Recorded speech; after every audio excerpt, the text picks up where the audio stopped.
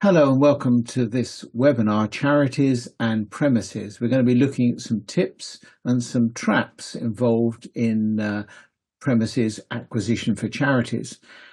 Premises are a major decision for a charity. Doesn't matter whether the charity is a big one or a small one. The purchasing or rent, the cash or the financing of the charity will be a major decision. You see, charities that are seeking to efficiently grow their work or capacity sooner or later have to encounter the whole question of premises, whether it's for the head office or whether it's in a place whereby the charity will conduct its activity.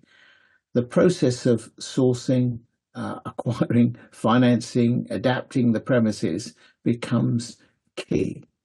So how should they go about it? And what are the major pitfalls that might adversely affect the charity? We're going to be looking at some of these during this webinar. The first point I think to make is that it's important for the charity to scope the project involved. The acquisition of the property isn't just because they've seen a property that looks good. There needs to be a little bit of thought given to it, because you're buying a property not only for now, but also for the future. And if you anticipate the charity is going to grow in the future, then it's important to take that into account before you go looking for a property. And who is going to decide? Is it the trustees? Is it the management? Is it the people who are going to be working there?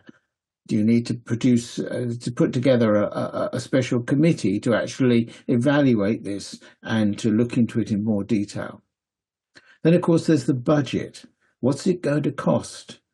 I think from practical experience, I found that doubling the cost and doubling the time involved is usually a good place to be, because it always costs far more than is initially budgeted.